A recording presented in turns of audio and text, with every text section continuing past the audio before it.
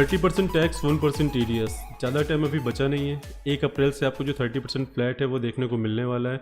1% TDS आपको 1 जुलाई से देखने को मिलने वाला है, अगर कोई चेंजेस नहीं किए जाते हैं तो इस दौरान में। क्योंकि 30% को लेकर अभी यहाँ पर बहुत ज़्यादा टाइम नहीं बचा, तो यहाँ पर काफ़ी सारी क्वेरीज भी निकल कर सामने आ रही है।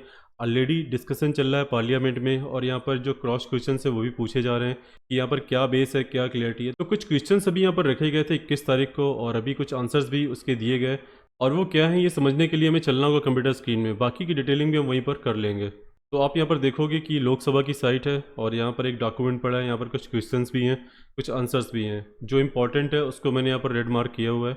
बाकी जो चल ही रहा है जिसका कोई सेंस नहीं है उस पर यहाँ पर मैंने कोई भी मार्क अभी नहीं करा है। पहला क्वेश्चन था कि भाई क्या स्टेटस है क्रिप्टो करेंसीज का इंडिया में। वो बार बार बोला जा रहा है कि अभी अनरेगुलेटेड है, कंसल्टेशन चल रहा है। उसके बाद यहाँ पर जो भी इनपुट आउटपुट्स होंगे वो आपके सामने हम यहाँ पर रख देंगे। तो अभी बातें चल रही हैं, रेगुलेशन कब होगा, नो वन नोस। तो पहला क्वेश्चन ये था जिसका भी फिलहाल तो कोई सेंस है नहीं। जितनी बार भी आप पूछोगे आपको सिर्फ यही सुनने को मिल रहा है, कंसल्टेशन चल रहा है। टैक्स में कंसल्टेशन क्यों नहीं करा, इसका कोई आंसर नहीं है। खैर अभी यहाँ पर जो क्वेश्चंस हैं उसके बारे में हम बात कर लेते हैं। तो दूसरा यहाँ पर जो क्वेश्चन था कि यहाँ पर जो माइनिंग होती है क्रिप्टो करेंसीज़ की, वहाँ पर कुछ खर्चे वगैरह भी करने होते हैं, तो उसका कैसा क्या हिसाब किताब आपको देखने को मिलेगा।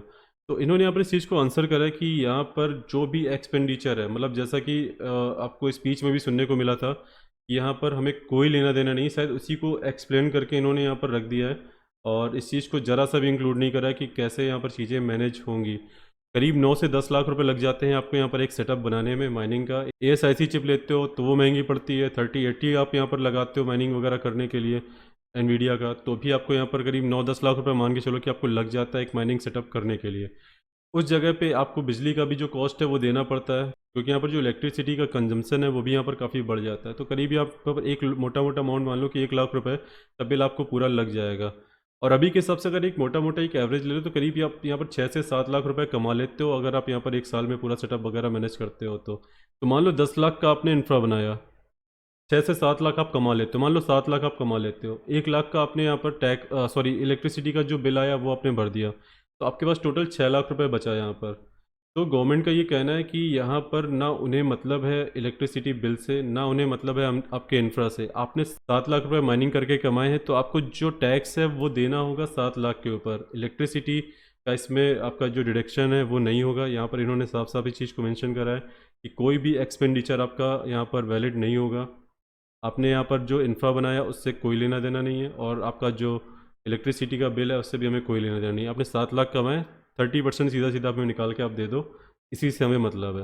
बाकी आप माइनिंग करो नहीं करो, कर पा रहे हो नहीं कर पा रहे हो, वो हमारी कोई हेडक नहीं है। और यकीन मानो अगर ये एज इट इज़ इम्प्लीमेंट होता है तो कितना माइनर्स यहाँ से निकल के बाहर चला जाएगा।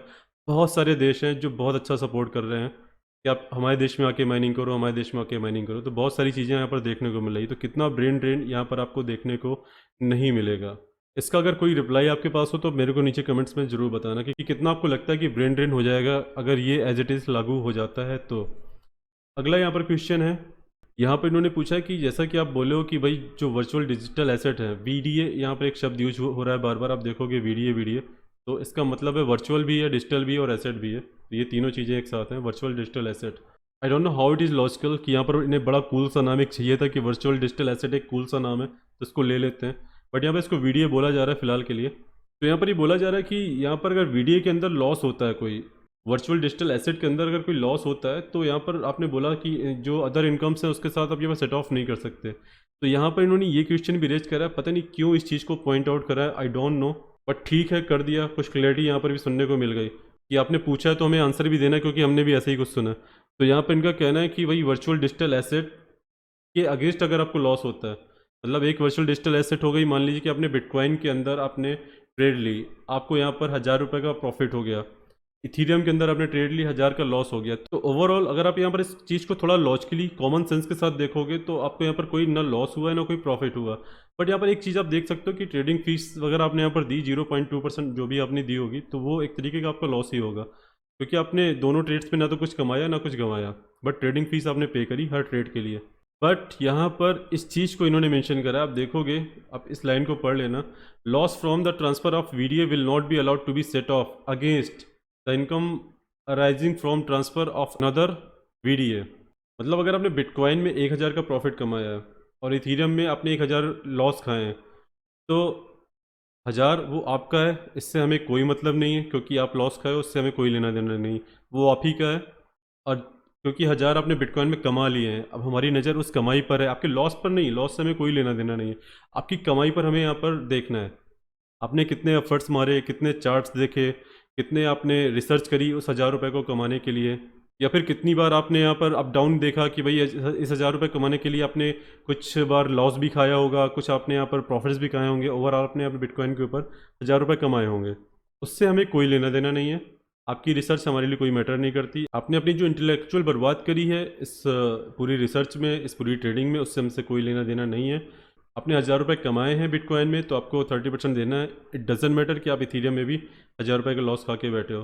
तो ओवरऑल आपके यहाँ पर कोई लॉस नहीं हुआ था, कोई प्रॉफिट नहीं हुआ था, ट्रेडिंग फीस आपने पे करी, वो आपका लॉस हम मान सकते हैं। बट जो 30% अब आपको देना पड़ेगा गवर्नमेंट को बिटकॉइन के प्रॉफिट के ऊपर, मतलब 300 रुपये, वो आपका सीधा सीधा लॉस होगा। मतलब 300 रुपये और आपसे आपकी जेब से निकाल कर ले जाने वाले हैं। तो ये यहाँ पर एक रूल है।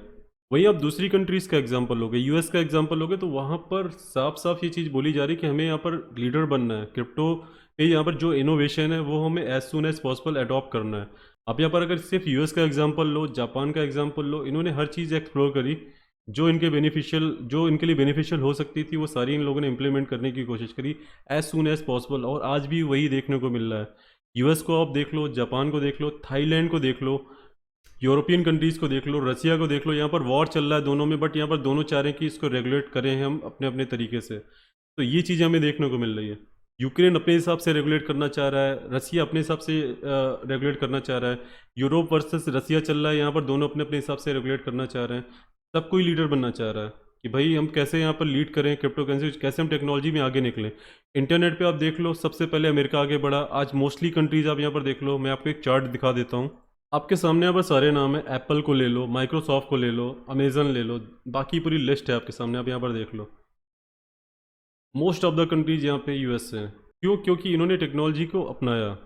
और यहाँ पर आप ये भी देखने को पाओगे इन कंपनीज़ के अंदर मोस्टली इंडियंस भरे पड़े हैं, कंपनीज़ के अंदर मोस्टली इंडियन भरे पड़े हैं। और रीज़न क्या है कि यहाँ के बंदे बाहरी कंपनियों में भरे पड़े हैं? रीज़न ये है क्योंकि यहाँ पर टैलेंट की कमी नहीं है, सॉरी यहाँ पर टैलेंट की कमी नहीं है, बट यहाँ पर जो इस तरह की पॉलिसीज़ आती हैं कि 30% हम लगा देंगे, हमें आपकी रेवेन्यू से, अपनी रेवेन्यू से मतलब है, हमारा सॉवरेन राइट है आपसे टैक्स लेना, इसलिए हम आपसे टैक्स लेंगे, बाकी हमारे पास कोई और लॉजिक नहीं है टैक्स लेने का। कैसे रेगुलेट करना है, क्रिप्टो इंडस्ट्री कैसे काम कर रही है, वी डोंट नो, बट हमें यहाँ पर टैक्स लेना 30%। जब इस तरह की पॉलिसीज आती हैं तो इस तरह की जो चीज़ें हमें देखने को मिलती हैं, यहाँ का बंदा बाहर निकलेगा और वो दूसरी कंपनीज़ में काम करेगा, जहाँ उसको अपॉर्चुनिटीज़ मिलेंगी वहाँ वो काम करेगा। चाहे आप एजुकेशन सेक्टर में देख लो, चाहे आप कहीं भी देख लो, मोस्टली बंदा यही चाहता है कि भैया हम बाहर निकल जाएं, वहाँ हम जाके बेटर तरीके से काम कर लेंगे। अभी भी यहाँ पर काफ़ी सारे जो प्रोजेक्ट्स हैं वो बाहर निकलने की कोशिश कर रहे हैं कि भैया ये ऐसी पॉलिसी से अच्छा कि आप यहाँ पर बाहर निकल जाओ। जो माइनर्स हैं, जो बड़े लेवल पर माइन कर रहे थे, वो यहाँ पर इस 30% में बाहर के खर्चे भी उठा लेंगे और उसमें बचा भी लेंगे, अगर वो यहाँ से बाहर छोड़ के जाते हैं इंडिया, और उससे बेटर लाइफ यहाँ पर जी लेंगे। बट अगर वो यहाँ रहेंगे ना तो उन्हें कोई अर्निंग मिल रही है, वो यहाँ पर अगर माइनिंग करेंगे तो उनका यहाँ पर लॉस ओवरऑल होना ही होना है। तो ऐसी कंडीशन में एक जो लॉजिकल स्टेप होता है, लोग लेते हैं भाई, वो बाहर जाते हैं। और बेसिकली जो लोग यहाँ पर ये बात कहते हैं कि भाई ब्रेन ड्रेन क्यों होता है इंडिया में, क्या कमी है, ये है वो है, भाई आंसर आपके सामने है, इसलिए होता है ब्रेन ड्रेन। और दूसरी चीज़ों में ब्रेन ड्रेन क्यों होता है, एक एग्जांपल आपके सामने है, बाकी आप रिसर्च खुद कर लेना। एक बंदा एक मोहल्ला छोड़ के दूसरे मोहल्ले क्यों जा रहा है, कुछ रीजंस हो सकते हैं। एक शहर छोड़ के दूसरे शहर क्यों जा रहा है, कुछ रीजंस हो सकते हैं। एक देश छोड़ के दूसरे देश क्यों जा रहा है, उसके भी कुछ रीजंस हो सकते हैं, उसे कुछ प्रॉफिट दिख रहा होगा इसीलिए वो वहाँ जा रहा है। बाकी दोस्तों ये सब देख के थोड़ा बुरा भी लगता है, गुस्सा भी आती है, तो अगर यहाँ पर मैं कुछ गलत बोल गया हूँ तो उसके लिए एक्सट्रीमली सॉरी है, बट लिटरली यहाँ पर काफ़ी बुरा लगता है सब देख के। और अगर हमें कुछ ऐसे ही रूल्स देखने को मिलते हैं और यही अप्लाई हो जाते हैं, तो मतलब एक जो चीज़ होगी, जो लॉजिकल चीज़ होगी कि भाई आप यहाँ पे, मतलब पर्सनली अगर मैं बताऊँ तो भाई मैं तो यहाँ पर होल्ड करूँगा क्रिप्टो करेंसीज़ को, जितनी मैं कर सकता हूँ, कुछ अमाउंट मैं निकालूंगा, बाकी यहाँ पर कुछ होल्ड करूँगा और वेट करूँगा कि यहाँ पर कुछ भला हो इंडिया में।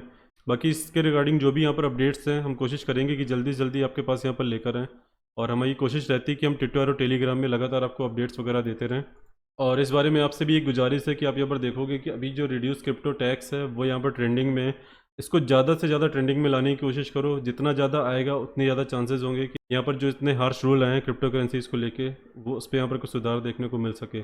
दोस्तों यहाँ पर पहले भी क्रिप्टो करेंसीज़ में इंडिया के अंदर चीज़ें टफ रही हैं और अभी भी यहाँ पर काफ़ी टफ हैं, बट लेट्स सी कि यहाँ पर किस तरीके से चीज़ें प्ले आउट होती हैं। हमारी जो कोशिश दोस्तों हम यहाँ पर कर रहे हैं, बाकी आपकी जो कोशिश है आप यहाँ पर आप जरूर करते रहो। इसको ज़्यादा से ज़्यादा शेयर करो, रिड्यूस क्रिप्टो टैक्स को। और यहाँ पर एक पेटिशन भी है दोस्तों, उसका भी लिंक आपको दे दूंगा नीचे डिस्क्रिप्शन में, तो वो भी आप यहाँ पर अगर आपने अभी तक ज्वाइन नहीं करी तो ज्वाइन जरूर कर लेना। अभी करीब यहाँ पर 1 लाख के ऊपर मेंबर हो चुके हैं। कोशिश करो कि यहाँ पर 1.5 लाख 2 लाख भी पहुँचे। जितना ज़्यादा हो सके उतना ज़्यादा शेयर करो चीज़ें। और तो दोस्तों अभी के लिए फ़िलहाल इतना ही, और यहाँ पर हम कोशिश करेंगे जो भी अपडेट्स यहाँ पर निकल कर आ रहे हैं इसके रिगार्डिंग हम यहाँ पर सब पहले से पहले आपके सामने शेयर करें। बाकी टेलीग्राम ट्विटर जरूर ज्वाइन कर लेना क्विक अपडेट के लिए। हमारी कोशिश है कि हम यहाँ पर चीज़ें ज़्यादा से ज़्यादा आपके सामने रखें। रसिया और यूक्रेन का भी जो वॉर वगैरह चल रहा है, यहाँ पर भी काफ़ी इम्पैक्ट वगैरह पड़ रहा है क्रिप्टो करेंसीज़ के ऊपर, तो हमारी ये भी कोशिश रहती है कि इसके रिगार्डिंग जो यहाँ पर इंपॉर्टेंट अपडेट्स है वो हम यहाँ पर रेगुलर शेयर करते रहें। तो हम टेलीग्राम में उसको भी लगातार शेयर कर रहे हैं। तो बस दोस्तों यही कुछ अपडेट थे। अगर ये वीडियो आपको अच्छा लगा तो उसको लाइक कर लेना, शेयर कर लेना अपने दोस्तों के साथ, ताकि जो इन्फॉर्मेशन उन तक भी पहुँचे।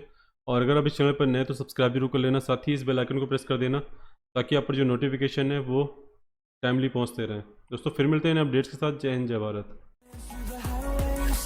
And